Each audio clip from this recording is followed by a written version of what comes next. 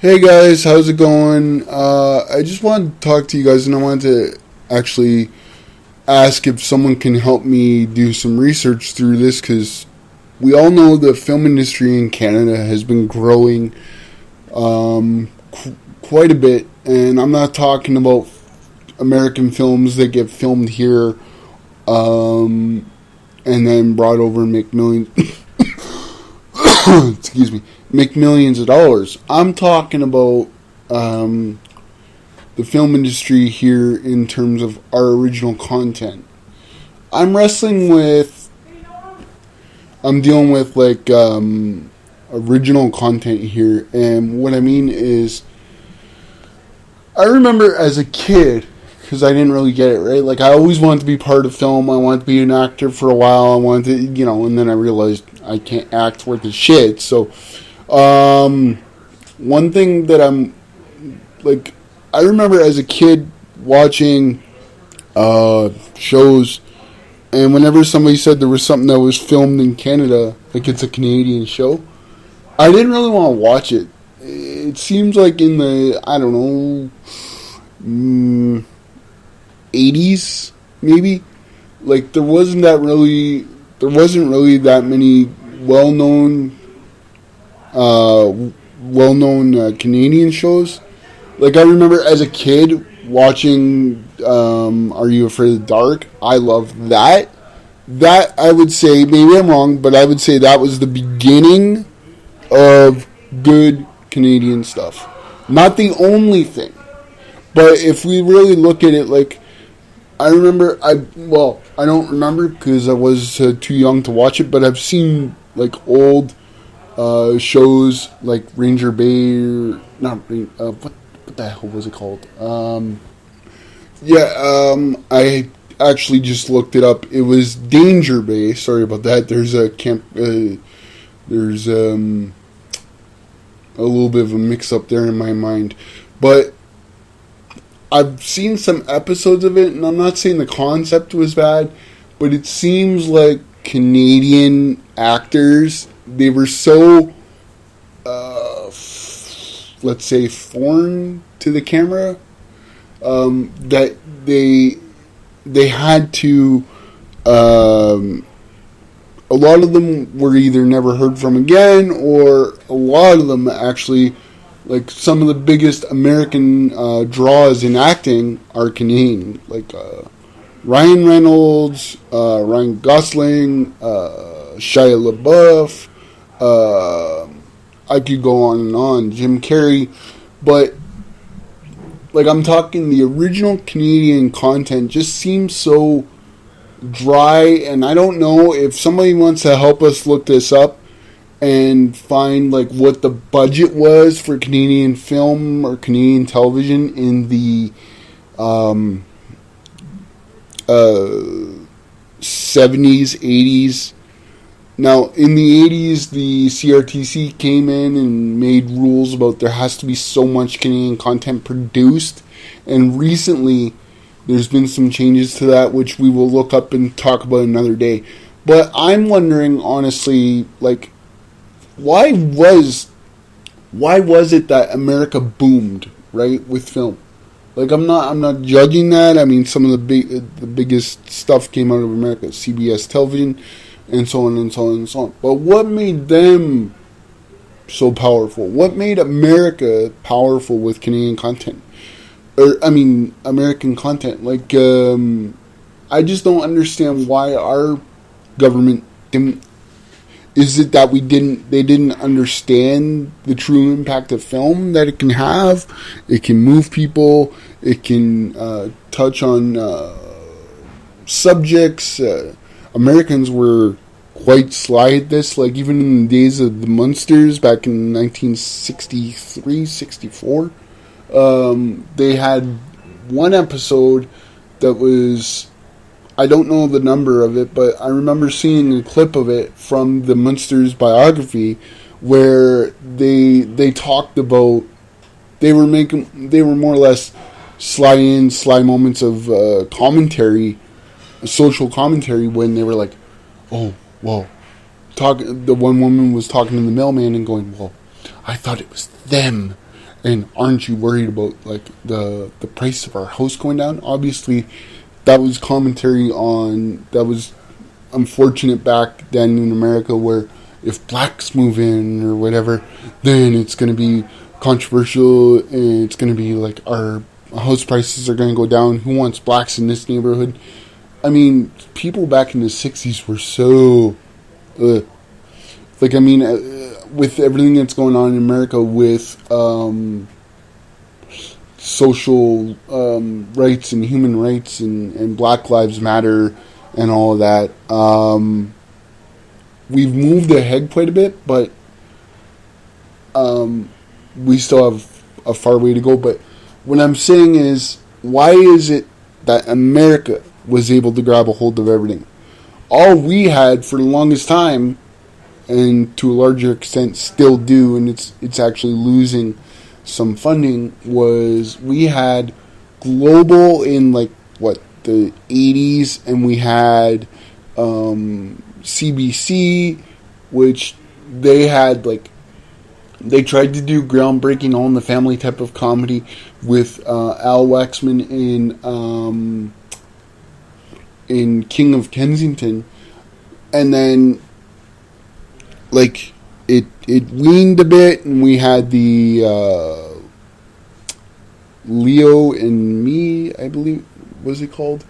I'll have to look that up, and I'll do a follow up to it one day. But there was even a Michael Jackson, or not Michael Jackson, whoops, Michael J. Fox video where he was a nephew on a boat, and he lived with his uncle, and that sitcom was filmed. I don't know how many episodes, but actually after it was filmed, for some reason it took 5 years for the series to debut on CBC.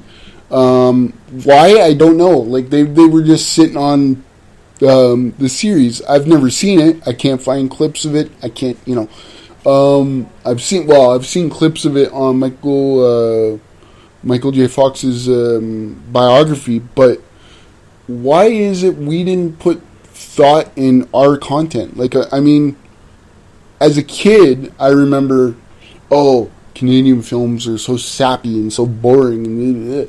Now I kind of get it. Like, that's, sometimes there is still some Canadian films that are sappy, but maybe I'm wrong, but it feels like Canadians try to deal with emotional content more than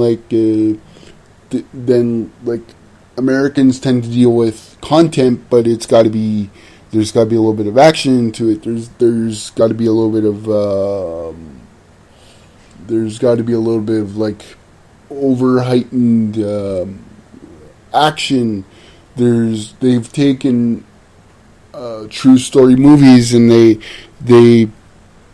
tweak it and they leave it as is. Like, I mean, granted that happens a little bit in everybody's content, but I really do wonder what would have happened if back in the 80s Brian Mulroney took Canadian content and said, we're going to invest more money into this. Maybe we wouldn't just have 3 television markets. We wouldn't have just global and just, like, I know there's Slice, I know there's that, but I mean, the major ones are still CTV, Global, and CBC. But even CBC's losing some money. So, do I know how much money? No, but if anybody knows, please comment below. I'm worried that we as Canadians and the CRTC tried to stop this. We were fed too much American content, and we've lost a sense of what's our type of art. Or or am I overthinking this, and did we just put it into a North American umbrella? Like, can somebody answer some of these questions? Can we start an honest conversation? Because maybe I'm wrong. Maybe we did invest and they're just the actors weren't there. Because I mean, to really get anywhere in film for a while, you had to leave.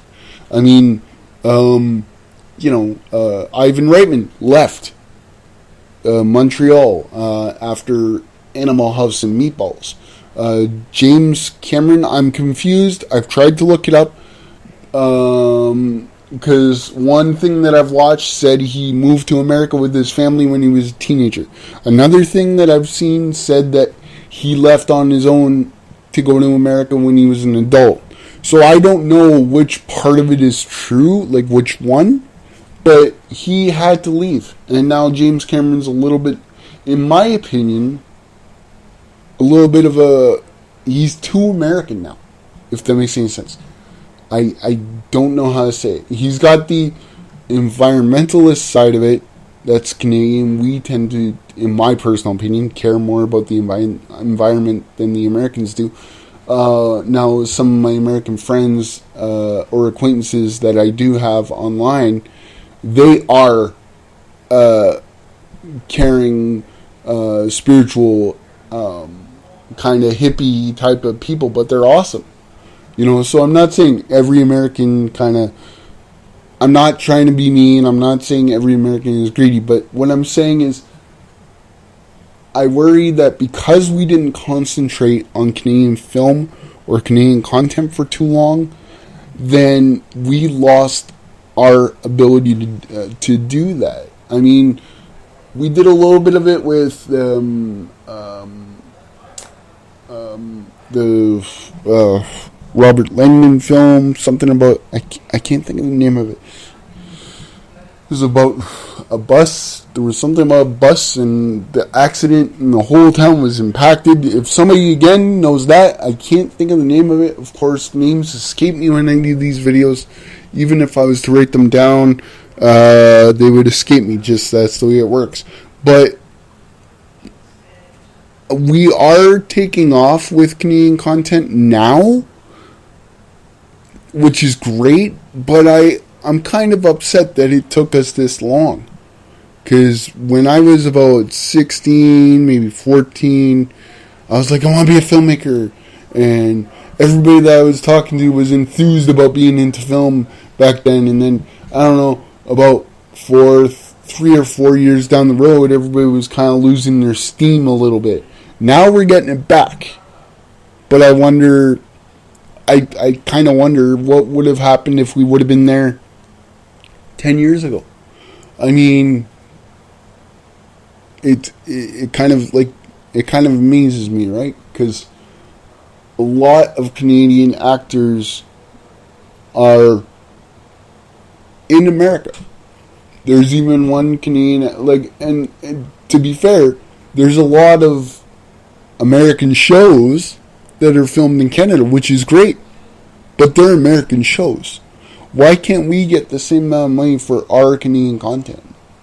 Or are we, and I'm just not finding the information? I know that the industry is blown up a little bit, and we've made some strides. Like, there's a film studio where I live that has made a big deal for a lot of money, which is great, but again, I believe that's an American company. What about our content? Am I wrong, guys? Can somebody tell me about this? Let's figure it out.